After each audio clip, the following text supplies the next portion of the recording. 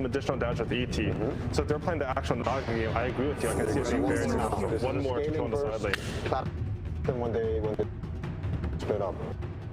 They split up, they try to deal with Illu, boom, the burst happen. Lion, ET, Void Spirit, any hero will die 100 to 0. And Naga will force LGD. When LGD need to get something done, because if not that, they lose. This is like their main team fighting tools.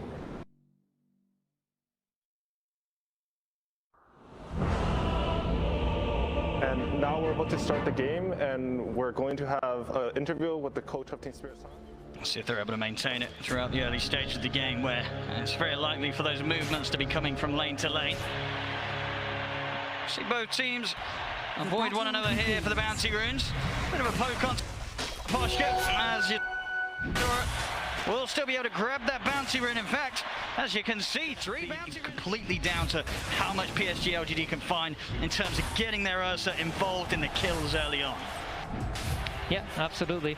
And there's just some trade-offs going on, but you also have the ability to make a rotation. Mira could be in a bit of trouble here. We'll try and hold back the bear with the X. He's got the stick charges, but he's getting run down here by Arme. One more he'll do it. Can he close the gap? He can't. Oh, stun misses. That's going to cost him his life. Not the start there that Mira was hoping to have here in the grand finals. A whiffed ability, and that'll give it first blood to PSG.LGD. Yeah, and Collapse isn't out of the woods quite yet. Arme's hungry. In a bit of an awkward position now, Collapse. Let's see what that call's going to be. We'll come in mid here. Tokyo taking a bit of harassment from the Thunder Strike. Nothing to say.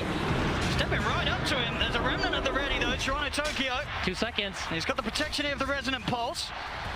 And great usage there of that armor. He used dominant hero, and both No-Tail and Seth touched on it, right? You want to abuse the fact that LGD have no stuns, but because of how this bottom lane is played out, with the Naga lane constantly being shoved into the Lycan's tower, the other Titan hasn't really been able to abuse his laning presence. Look at this now. Top or bottom. Let's have a look. It is going to be down bottom, and it is a DD. It's going to go straight to the ball of Toronto Tokyo. So a very nice blueprint to fight with, but already up top. Spirit, they'll lose Mira. Yeah, it's a DD Toronto Tokyo though, let's back with it, because now you have a Pangolier with low mana, and he's going to be aware of it, so he knows that he can make a move here, and the Pangolier won't really be able to respond. He's going to use it straight away, goes aggressive, he's going to miss the Dissimilate though, a couple of hits will do it, can he quite close the gap? No, he's not going to be able to get the second hit in, nothing to say, steps on. So Yatoro will be fine. Yeah, a little bit of miscommunication there it seems. The shield crash wasn't used on the hero, the comes came in a little bit later. And they've got their eyes on Arme. As they know that play was made by a couple of PSG.LGD inside their own jungle, but Arme, he's out of reach of the Remnant, he's away, space is there, down bottom, Faith Beyond continues to push, the tier 1 to fall already here on Spirit's side of the map. Yeah, I think this is the most shocking part of this early game, because I expected the Lycan kind of get zoned out by the Naga, and the Naga Illusions would defend them, but... Let's see if they can get Arme. They've got 4 heroes working on him right now. Ravage. He has the ult up, he's on the retreat up to the high ground, but they'll be able to get in front of him, close off his escape. To some extent, you are happy, but I feel like you wanted the laning phase to go better so that LGD's timings come later into the game. So knowing that your lanes haven't quite gone the way you wanted them to, they must feel like, okay, at some point now, once LGD gets items, they're going to come running at us. Look at this Som, nothing to say. He's going to get the lead in onto Collapse. They'll drop the static Som as well, putting no chance of Collapse being able to return fire quite yet with a potential Ravage. Doesn't matter though, he's able to walk out to the side, they'll go for the glimpse back on him.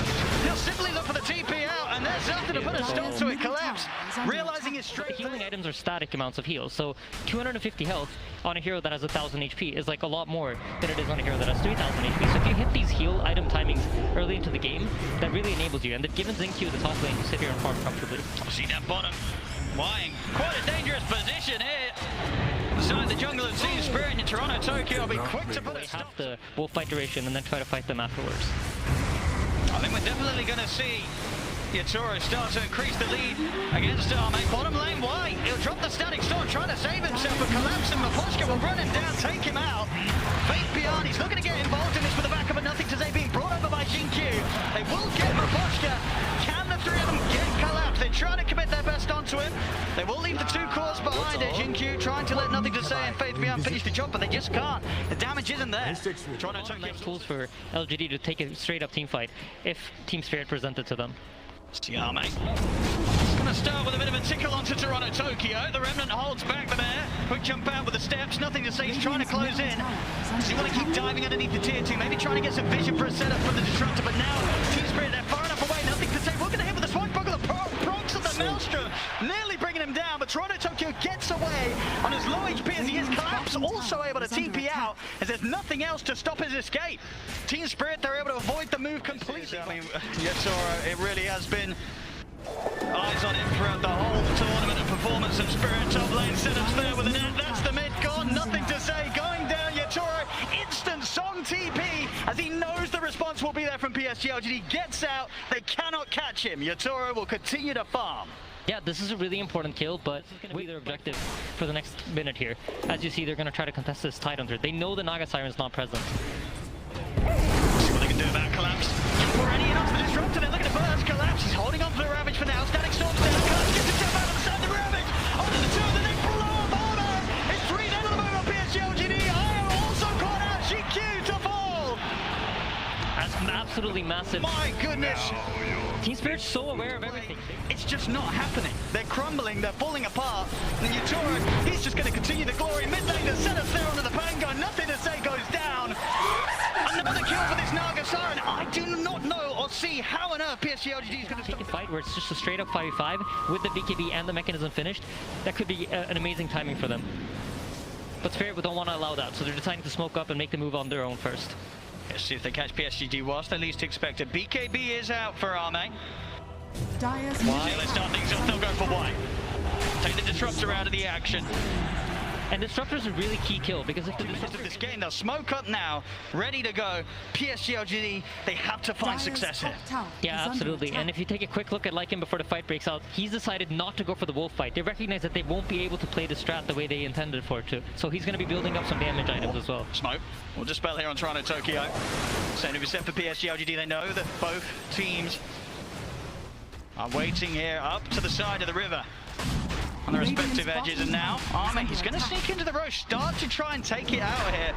Yeah, for the first time in this game, they've been allowed to take back the Dire jungle and try to apply some pressure to Roche. So I expect Team Spirit also recognize that, you know what, we've given up the Dire jungle. What would LGD do with that? Well, they would go to Roshan. So see Spirit check this out. Arme's going to slow it down a little bit. The Spirit's coming in. They know that they know. Stomp in. The IO, they're going to lead in there to jump. Straight away, they're looking fast for the IO.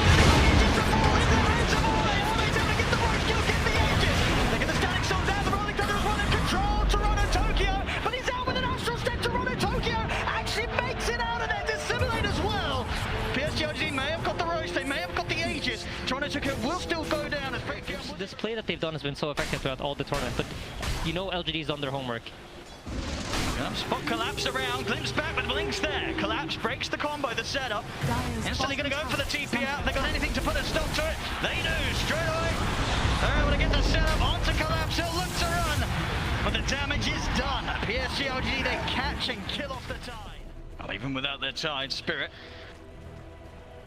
maintaining their aggressive posture over PSG.LGD's half the map, and already looking for action once again around the bottom tier 2. Let's see if they find the setup. They've got the hack. They're going to let it jump in. Static Storm's going to be put down from wide. Stops the backup coming in. Still though, is it the burst enough? It is. They take down Arme. That burn for the Bloodthorn, it's enough to send the bear back to base. That's an absolutely massive. Spirit has now proven to you that we have the abilities to burst your heroes. That's why it's also in trouble. There should be another one. It's definitely another one, Yatoro. Target to target and over towards the mid. The BKB having to be popped by nothing to say. See if Yatoro's got the setup. He has. There's the initial route. See if they've got any further follow-up here. They relocate. They'll take him out. I'm really liking Spirit for this game 1. They're in a very dominant position here. They're scaling up very nicely. With the timer, they know it's going to be around the point where PSG.LGD are going to be checking out that Roche pit, looking for the respawn. Spirit, they're heading over to try and do something about the presence. They're going to jump straight in on the GQ, burst with the finger. As the IO goes down, no buyback. GQ cannot get back into this fight. Nothing to say, has to roll out with the... And here we go. It's time to look at that fight, PSG.LGD. Execution has to be immaculate. Yeah, they're scouting with wolves. They're getting the info they want. They're looking to try and start the Collapse, but Collapse is able to blink away from the lead-in. They'll turn their attention over towards Yatoro, but with the ensnare, looks to hold him back. Nothing to say, is able to get out of it.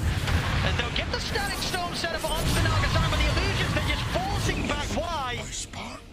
Swashbuckle's going to miss. I mean,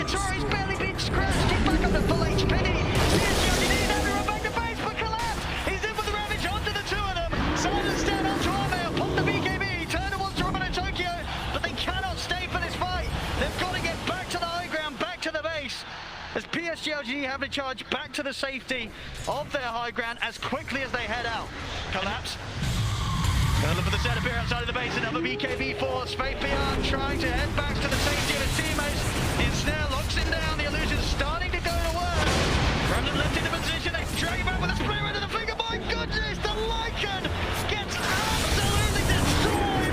And Toronto Tucky is not done, diving it up to the TS4s, committing with a dissimulate, he's trying to go for GQ, will die underneath the towers, but he's got the agent, he's ready for round 2.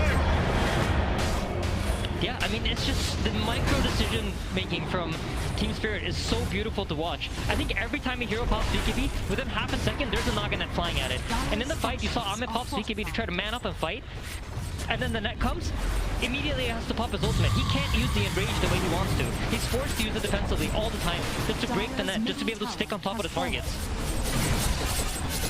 He's trying to clear out these illusions now. It seems all but impossible. The Rex dying, the melee Rex will fall. So get the jump on your turret, but they've already lost fire at the start of the action.